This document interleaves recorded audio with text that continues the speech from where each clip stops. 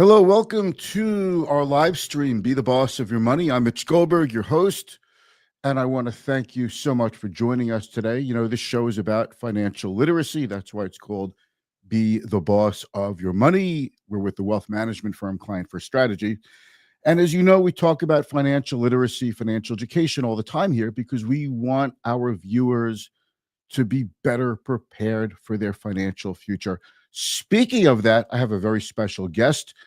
You, excuse me, New York Assemblyman Steve Stern, a real good guy, someone I've met in the networking world about 20 years ago, and I'm very happy to have him with us. So what I'm going to do now is roll a quick intro.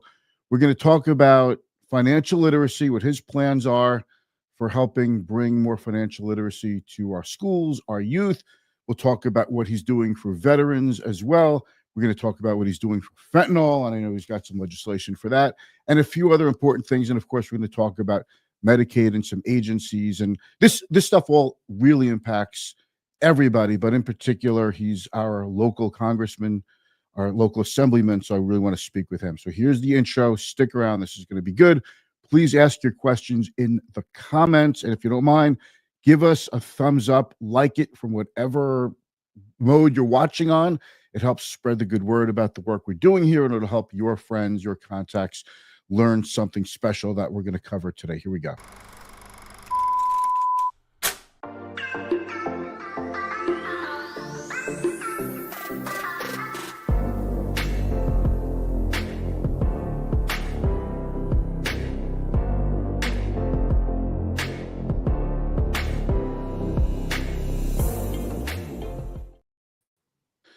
Steve, thank you so much for stopping by. We greatly appreciate having you. It's an honor to have you.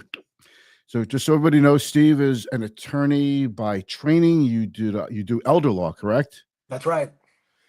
Okay, and you are the assemblyman for my district on Long Island, District 10, which encompasses a pretty big part of the North Shore of Suffolk County. And I'd say it's a very sophisticated, pretty highly educated region, pretty well off financially in this region. So you represent a lot of good, smart people, and I am appreciative of that. But where are you coming to us from? So today, it's budget time in Albany, and so the majority of the days over the past several months, I've been up in Albany. Actually, back at home in the district today. We've had meetings all day. We've had Zooms all day. And after we finish our conversation today, Mitch, I have a meeting back in the office with local constituents, and then I'll be back in the car on my way up to Albany as hopefully we're coming to the conclusion of what has been a lengthy budget process, a little bit in overtime, Yes. and hoping When is that it not we're able to overtime? get it done for all of us. How many miles a year do you drive? Oh, it's a great question. I haven't even added it up, but it's got to be in the many, many thousands. And much of the year, I'm away from home up in Albany representing our district that you just described, I think, particularly well. And it's something that I really, really enjoy doing. It's a lot of hard work. It's a lot of time away from home, as you point out. It's thousands of miles on the car to get up to Albany. About 166 miles to Albany. I know that because I went to SUNY Albany. Yep, that's right. I That's love from my our days in area, Albany. absolutely. But I got to tell you, the opportunity to represent our community and to be able to make positive impact, not just for our local area, but for our Long Island region and New York State as a whole is, very, very gratifying work. As hard and as difficult as it is, as much a toll as it takes emotionally, certainly physically as well. It's very gratifying, and it's a privilege to represent our community. And it's a privilege to have you as my representative. And, give me the word. I'm ready to stand at the train station giving out leaflets for you, okay? Well, I appreciate that. And Mitch, as you point out in the intro, we go back a lot of years. And it's great to see you doing all the important work that you do, not just for your clients, but the education that you bring to a much Thank you. wider audience. It could Thank you not be very more much. timely. It could not be, more important for, all of us to not only have a better understanding of how the overall economy works, but much more importantly, the impact that it has on, our whole household finances, and Oh, to make sure that we are all students of financial literacy, and it's not something that we read a book on, but something that we're constantly educating ourselves on, right. and getting There, important there is no information like from you take you a is course like critical. algebra and you know algebra, now you move on. Financial literacy is actually a lifelong journey, Yeah. and the pieces are always changing. It's never, the goalposts are always changing. So you always have to stay on top of it. But it's a good segue to get into this. Our clients, you know, our clients have money. That's why they're our clients. And not everybody can have a half a million or a million or 5 million or plus portfolio to actually have a financial advisor help them. So we have to become more self-sufficient. And I'm just giving you a fact of the industry. I'm not trying to knock anybody, but we have rent to pay, we have bills to pay as financial advisors, and the industry is really not geared toward helping the masses. There is a section of self help, online trading, that sort of thing, but it doesn't mean the education and knowledge is making its way through the technology.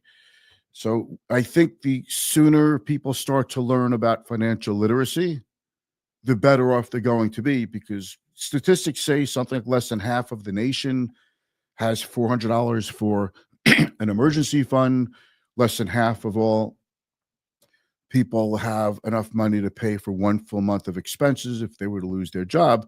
So, could we rely on parents to teach us about money? I mean, it's a lot more complicated today. And I'm thinking, is there something we could be doing with our youth in the schools? What do you think of that?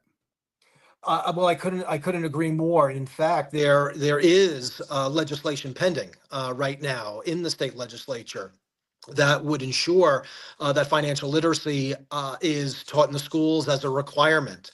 It's something that I strongly support, and not just for our children at all levels of education, where it's appropriate and how it's appropriate and how it fits into a curriculum, and how it is age appropriate, but afterwards, continuing education for adults. And it's not just enough to tune in as I do, to watch a little, CNBC or a little Bloomberg in the morning before you start your day. It's the kind of Well thing said. that requires lifelong learning, and not just for us personally, but I think as a collective, as a community, as a region, as a marketplace of spenders, but a marketplace of ideas as well. And that's where, professionals like you with this type of a platform become critically important, because you We share want to teach. I information have partners. objectively, and Yeah. you want to make sure that we're making informed decisions. We like to say we are financial professionals, but we have the heart of a teacher. So we love to share the education, and hopefully people are better off. It's not just a marketing thing for us to create content and do the live stream. We give all our knowledge away for free. We give it away. We just feel, give value. We have an abundance mindset, give value, and you know business profits will follow. So we just want to share with everybody. But Yeah. kids are getting stuck today with student loans, for example. All right, college kids are borrowing obscene amounts of money to go to college, which, from what I understand, is still the best path to prosperity, but it's not as good of a path or certain as a path as it used to be. We have a record amount of credit card debt today, auto loans. I think the housing market's in much better shape because so many people either own their house outright or because people are sitting on 3% and 4% mortgages. So I think we're okay in that regard. But as far as educating our youth goes, like, what kind of like inputs would go into that? Yeah, and so education really can and does mean a lot of different things to different people, right? Um, there are 4-year schools, there are 2-year schools, there are technical schools, there are trade schools, and everything in between. And so I guess starting at the highest level of education let's say, a 4-year degree or professional graduate school after that. The state of New York is a great place to go to school. We have world-class state institutions that are much more moderately priced with substantial aid opportunities. And so I always say that if you're looking to go on to receive a college education, should certainly be looking at the state University of New York system because from a financial perspective, it's can be a better deal. Right. But And most states have their own yeah, absolutely. college system, and I agree with that. And I've seen the campus of Suffolk Community College, and I have two kids who go there, Mhm. and I look at it and I say, "Wow, I am so lucky to have this nearby." I consider myself fortunate. We also have SUNY Farmingdale, we Yep. have SUNY Stony Brook. These are all within our little district. And those are just the public schools. We have some private schools as well. All right. So tell me a little bit about. Well, let's talk about the budget. You mentioned the budget.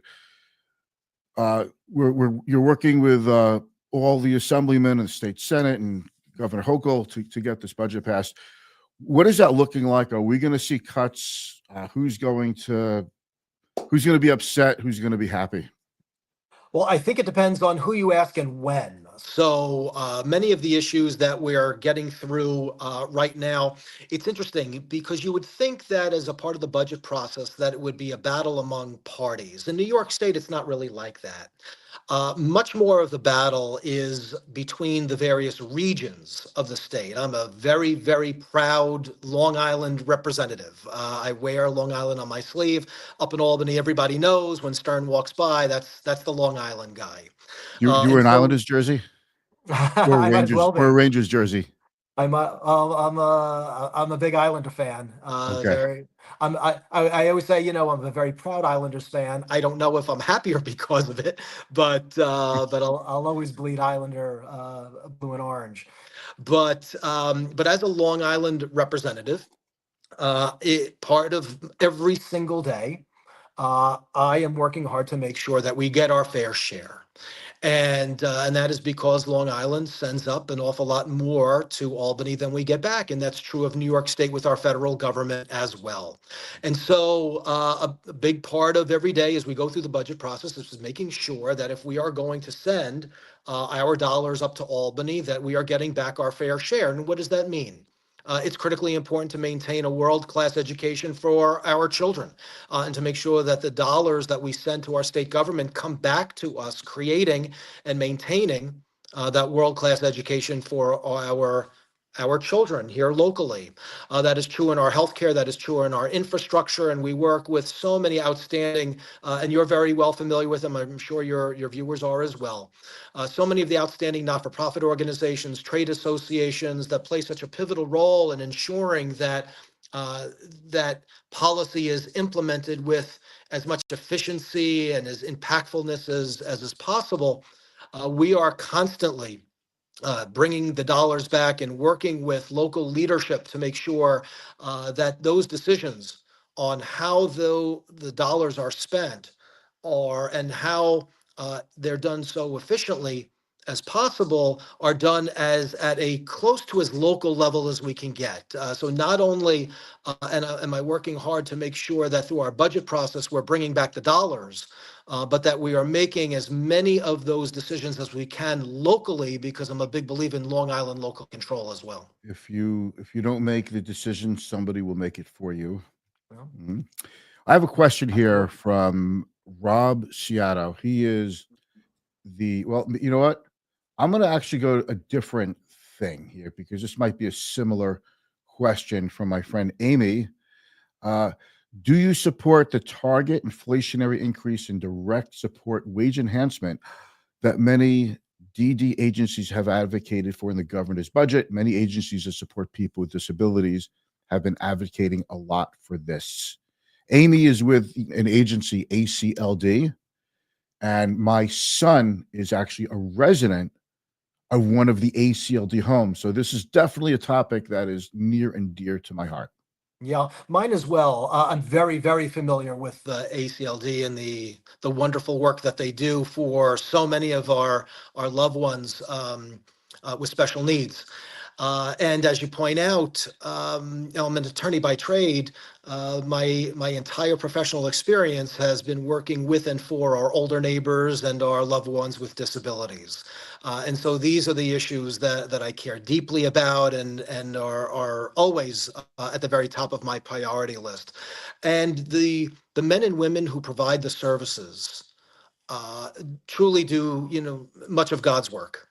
And they don't get compensated nearly enough. And when we ask them to provide outstanding service, but for such a low pay, it's not possible to be able to live on Long Island and to work in these important fields for the compensation that they receive. And those that do such important yet hard work during the day can't possibly be expected to work 2 and 3 jobs at the same time. That's not sustainable. And so I've always been a very strong supporter of ensuring that we compensate, that we pay All right, well, those professionals that provide the assistance.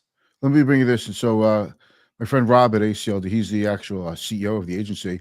Yeah. There have been no announced cuts to Medicaid. As of now, I'm kind of paraphrasing as I read this. In the governor's budget, there is a proposed inflationary rate increase of 2.1% for the industry. We've been advocating, the community or the industry for 7.8% with no restrictions. We have heard feedback from both the Senate and Assembly that they support this. Next step is to get it finalized with the governor. In addition, we continue to advocate for no cuts to Medicaid at all. But as you know, the budget has been delayed, so there's more time to advocate for this. So, any is it too risky to throw out some numbers yet because nobody's approved anything? You don't want to break a promise by saying something or what? Yeah, it might be a little premature to be able to talk about specific numbers, but I'm very well aware of what the profession is requesting. I've stood many years with advocates and with those providing services at many of the rallies that have gone on, echoing their call for the numbers that they are asking for. So very well aware of where they need to be. And I can tell you, and anybody that's interested in this issue knows that those of us that are very strong and passionate advocates, particularly for those that provide the service, that that it has been a top priority since I've been in Albany a few years now, and I can let everybody know that it is something that we discuss on pretty much a daily basis as we go through the budget process. It is not a low-level priority. Many of those that share the concern are talking about this issue every single day and trying to bring the Assembly, the Senate, and the governor and the administration together to come to a number that is sufficient for for those that provide the service. Where that number lands this year, it's wildly premature to say, but it is top of mind for all of us that care deeply about this issue. All right, I appreciate the answer. Um, Tell me a little bit about the work you're doing. I want to see if I could do a share screen without messing this up. Okay. Um, Let me see if I could get this here. And if I mess it up, then I will apologize for messing it up. But I thought I had this down pretty good.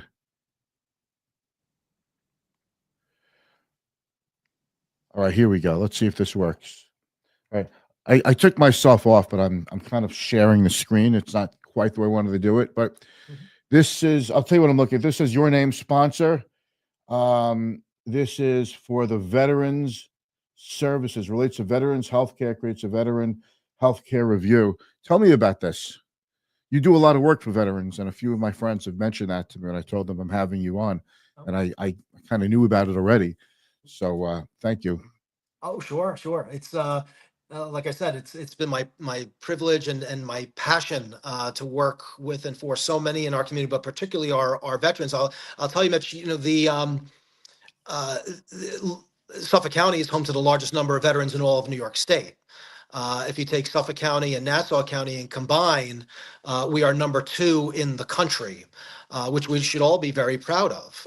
But at the same time, with so many veterans, and their family members, so many that continue to have challenges, housing, job placement and job training, healthcare issues, legal issues. And so, much of my time now serving as the chairman of the Veterans Affairs Committee in the New York State Assembly means that working with and for our veterans and their families is on a daily basis a very top priority. I believe that and I couldn't make it out because the screen was a little small, but I believe it's the legislative initiative where we are looking to have impact on veterans' health care issues, Yes. and veterans particularly have great challenges when Healthcare, it mental comes health to treatment, when it comes including to for obtaining the post-traumatic care stress, depression, that they anxiety. need.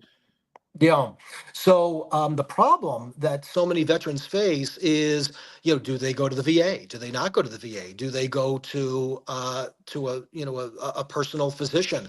What kind of state benefits or county benefits, local benefits are they eligible for? Nobody really seems to know, and that's really very unfortunate because we work so hard to get the information out to those that Right. need it, and still to do it in a coordinated way, not just upfront as part of the planning process, but particularly when a veteran is in crisis with no idea which door to go to. And so this initiative that you are referring to would get us on our way to providing healthcare monitors specifically for veterans. And so they would have built-in advocates that would take them through the process. There would be no wrong door for our veterans or family members or those that care for our Right. veterans. Don't turn people away. If you're not the right door, say, "Oh, this is the door you have to walk through."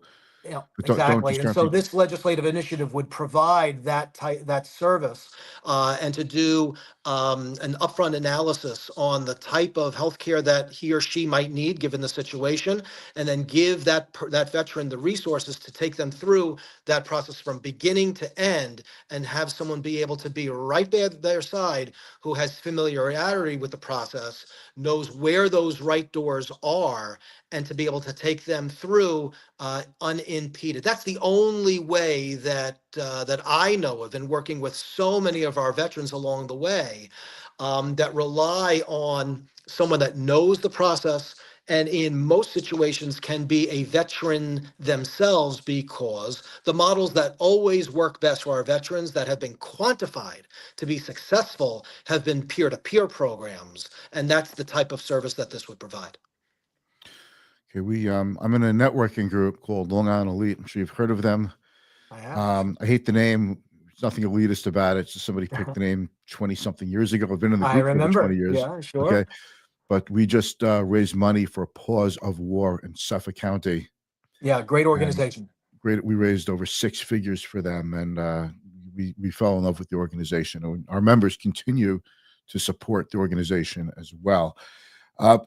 Yeah. By the way, my friend Amy says, thank you for your thoughtful response, Assemblyman Stern. This might not be up your alley, but anything to do with the SALT deduction coming back? It's more, I think, of a congressional, not state level? Yeah, it really is something that they're dealing with at the federal level right now. I'll just share with everybody that actually the very first legislative initiative that became law to roll back and come up with a way to get around the impact of SALT was actually my bill. And that was a few years ago now. So we are hopeful, and all eyes right now are on our local Long Island congressional delegation, who are leading the way, hopefully, in having the SALT law repealed in its entirety. It's something that is a top priority for them, something that is a big priority for all of us here at home. And if there's a way to provide tax relief, we certainly want to see that out of our congressional delegation, particularly when it comes to SALT. So I'm very familiar with it. At the state level, we were successful, but the real impact is going to be made right now during a part of these budget talks on the part of our congressional delegation. Okay. So, by the way, a comment here, LinkedIn user. Sometimes when you get comments, you don't always get a name, but Assembly Member Stern is a champion for his constituents. I wish he was governor. I can't say I disagree with that. So that is a Thank nice you. compliment to get. Thank you. Fentanyl, a lot of news. Fentanyl, what a horrible thing. It's been in the news a lot, but I think I saw your name on some legislation for the state of New York regarding fentanyl. Can you tell us a little bit about that? Yeah, it's actually something that I'm very proud of. And many have said that along the way that not only is it important on the substance, but the way that we are doing it, I think is pretty indicative of how committed we are to it. And I think what lawmaking really needs to look like. This is a legislative initiative that we've been working on with the Suffolk County District Attorney, Ray Tierney, and his outstanding team of law enforcement professionals. And essentially, this is what is referred to as the death by dealer statute. And it's our very strong effort to hold those who are responsible for so many of the fentanyl deaths in our area to be held at the level of liability for the damage that they're actually doing. Right now, the law will simplistically, I know I'm explaining it, but essentially right now, all you can do is get them on a sale deal. That's not sufficient. That doesn't even come close to representing the type of damage that those that are selling fentanyl are guilty of. These are high-level criminals that are essentially peddling poison where they know or really should know that the serious harm and death that they are leaving in their path needs to be prosecuted for the crime that it is. And so this would take what is essentially a lower level sale crime and make it very much the homicide that it needs to be prosecuted as. And so the death by dealer statute is something that we think is much needed here in New York to prosecute this type of level of criminality Where, that where, that it where in really the is. process, in the legislative process, is that bill now? So the bill has been introduced. It has a Senate sponsor as well. It has really gotten the attention of our leadership in the Assembly, which we're very grateful for. And so it's been now examined by counsel for the Speaker's office. It's been analyzed now by those that work in the Codes Committee, which is responsible for criminal procedure, and we're getting ready to hopefully schedule hearings. And so that means that as a legislative initiative of this level of importance, we're actually moving along in the process, which we're very pleased with. But I'll tell you, I think what I'm most proud of here is that this is how lawmaking gets done. It shouldn't be, a single member of the legislature that comes up with language on his own or her own, that runs to the cameras and holds a press release and moves on to the next flavor of the day. This is serious stuff. Oh yeah. And working closely with our local district attorney, Ray Tierney, who's widely considered as a leader within the district attorney profession throughout the state of New York and even nationally, is how lawmaking and policy really needs to get done. And so we continue to work hard on it, but we're very optimistic that we're going to come up with something that not only reflects what the law enforcement and district attorney profession and community is looking for, but also very much so working with some of our outstanding leaders in our treatment community as well.